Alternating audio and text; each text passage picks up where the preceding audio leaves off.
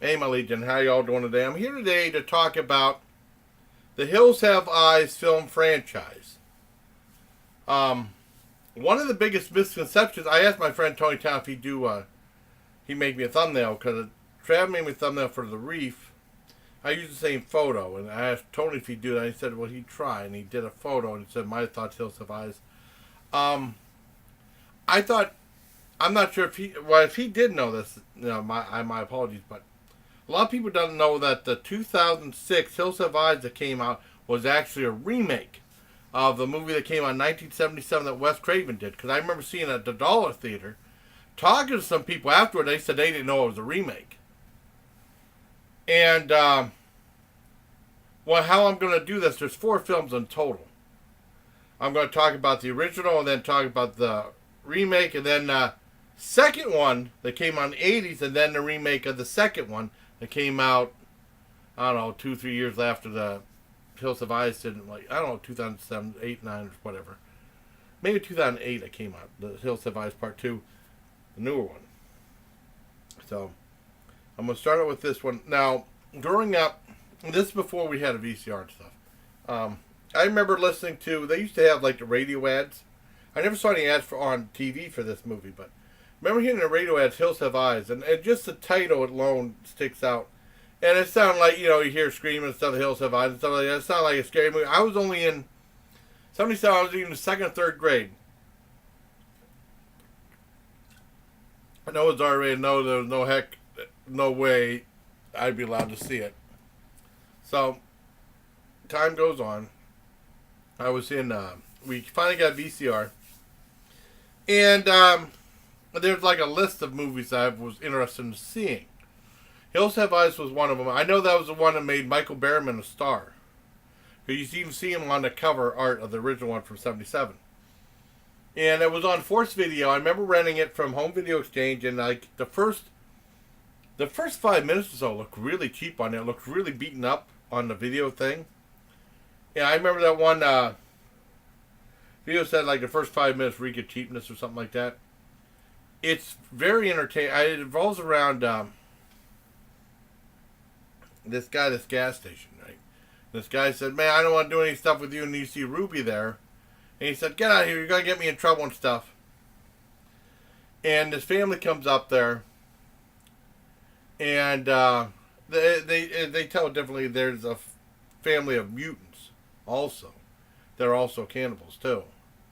And eventually they go run afoul of the family that's coming up there. The family said they're going to the silver mine that the guy owns. He didn't tell the guy in the gas station that. And then eventually it goes more into the story, and you see they actually fight with the mutants. Well, the mutants attack them and they fight. And it's more like, it's different than, because, you get to know the personalities of the bad guys too, the mutants. And it's not like whenever they try to humanize Michael Myers or Jason Voorhees in remakes of Halloween or Friday the 13th, because those are like, just forces of nature and stuff. Like, these are like real people, like in Devil's Rejects. You get to know these people. Something like this. And then the last half, it kind of gets into action adventure thriller type territory with horror film, and I really enjoyed it. I give that a 10 out of 10. Now, back then it was very shocking, I heard, and then I know like that Bloodbath Beyond said that what it doesn't hold up now, it's just boring and stuff. Just a bunch of millennials don't know what they're talking about. They said, well, this was really shocking, and Wes Craven said that one of his favorite movies was Texas Chainsaw. He was trying to make it somewhat like that, And I guess it was so extreme. It doesn't seem, it's pretty tense. But I guess it said it was so extreme that the MPA made him cut it down or it wouldn't get an X rating. And I guess whatever uncut footage is there no longer exists, so there's no longer an uncut thing in the film. But it made a big stir at the time. I think the budget, I look on IMDb, it's the estimated budget of $230,000, and then it grossed over $25 million, which is really good. Especially back then. That's $70, So, okay, years later, I'm just gonna do that in the remake first. Years later, 2006, I heard that they're doing a remake of Hills Have Eyes, and I see like Ebert and Roper reviewed it, and they both hate it, saying it's very mean. It is very mean spirited. Roger Ebert said it was loosely based on the original Wes Craven, but I mean it's pretty somewhat faithful to that. And I finally saw it in a dollar theater. And I remember there was this little kid. I was just sitting by himself waiting for his parents to buy stuff. And I guess they took the kid to see the movie. He was only like 4 or 5. That's too intense of a movie for take a little kid to see. I mean, my mother was against me watching horror, but she was like hardcore against anything. Anything. I mean, but something like that's a little bit too over the top for someone real little. I mean, she's over the top about anything. Like King Kong, Godzilla, nothing. I felt bad when I saw him walk out of the theater after the movie was over. But I mean, it was like, it revolves around like, the gas station, now that's a little more ambiguous. It would have been cool if they would have had a cameo from Michael Berryman in it. That would have been kind of neat. And, damn it. Yeah, now here's the thumbnail Tony was kind enough to send, to make for me and stuff with that photo I used for the reef, too.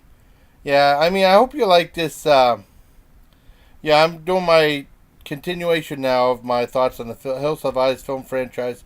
I don't know if there's going to be any more, but it would have been cool if they would have had some, like I said, cameo by Michael Berryman, because that was the one that really made him a star. So I'm hoping you're liking this film franchise video so far. And here's second part. Here we go. For Michael Berryman. Anyways, the family goes down. They drive around, and it's a lot. I mean, they really get you in the story in the original one. This one is kind of like the family's like completely oblivious, to what's going on. And all of a sudden, we travel down this road, and the guy's gas station gives a wrong turn. It tells them go right into where the mutants are, because they changed the mutants. Had the guy send them to eat and stuff, and then they give them like the trinkets and stuff. And he sent them right down, and then you see, they go down and they see like a spike strip, and the thing crashes. And it's a lot more mean-spirited. I mean, the first one was mean too, the original one, but this one's mean-spirited too. So much so, people walked out of the theater. A lady said, "This is trash." When they shot the pregnant one, "This is trash. It's garbage. It's garbage. I hate this." There was like 2 or 3 people, and then there was a scene when they were, a couple guys cutting this meat log full of body parts. More people left the theater then too. I like this one a lot too. It's, it doesn't describe things. Well, it's more gruesome, it's more mean spirited. But I mean, there was no way they could have put this out in '77. No way. And I wonder what Wes Craven's original print would have looked like, but they said the uncut print that he did in '77 was probably lost. And this one was mean. I mean, a lot of people walking out the theater, but I enjoyed the movie, though. A little more disturbing than the original one, but I think it's quite good. And it's a good remake. I give that a 10 out of 10 as well. Now, go all the way back to '86. We have Hills Have Eyes 2 that Wes Craven directed. And when at the time, we didn't have cable. We lived in the middle of the country.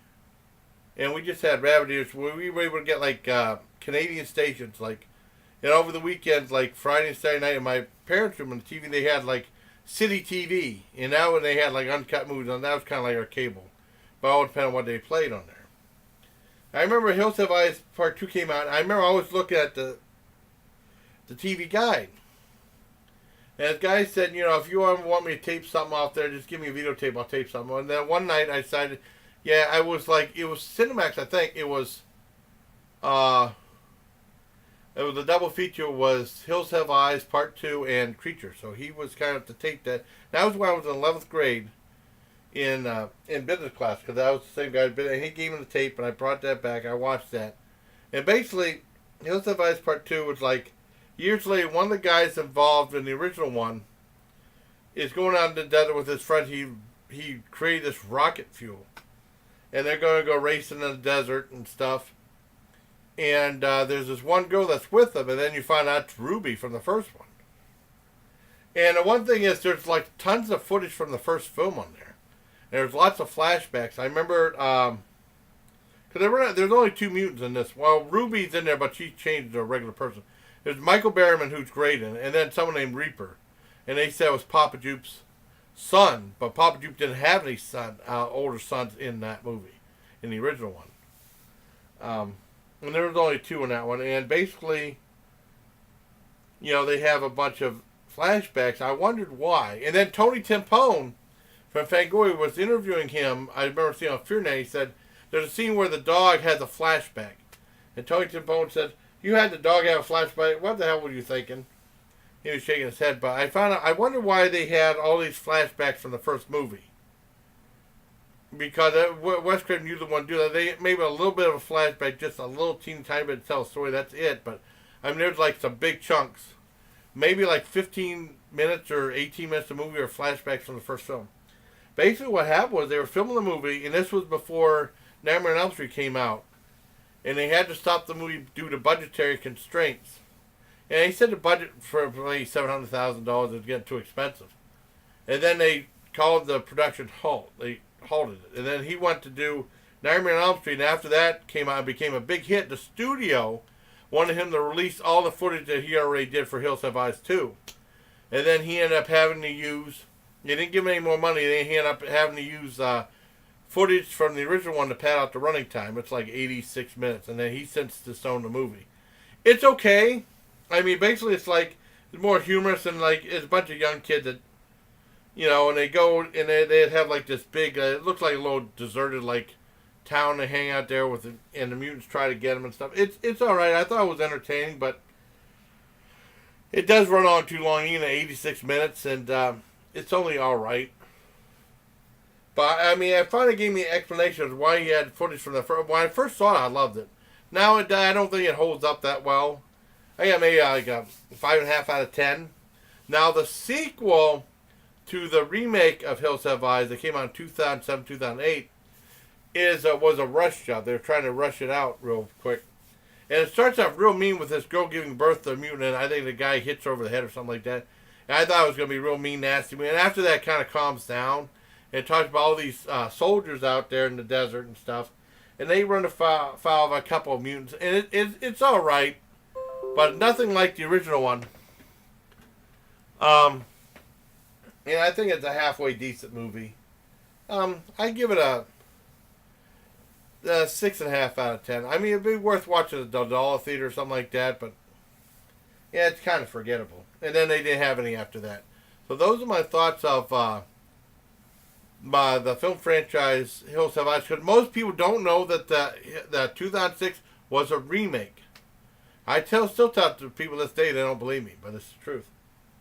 So the best ones are the Wes Craven one in the 2006 remake, and then the sequels are, Because I watched the sequel to the Wes Craven one on YouTube because they have a VHS print of it, and it's weird because I remember when it came out, it was on Thor and EMI, and I guess, towards the beginning of the 90s, 1991, a lot of those video companies went out of business, and then other videos came in and then took those movies over. And then it became on Republic Pictures, which I didn't know about.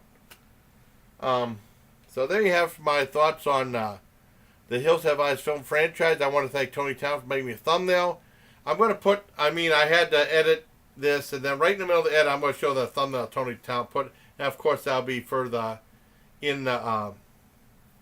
thumbnail for the video too. I'm going to try to put this up tomorrow. I might put that before John and I review Hell or High Water. So I hope you like this video. Bye. Until next time, please. Kim Allegiance.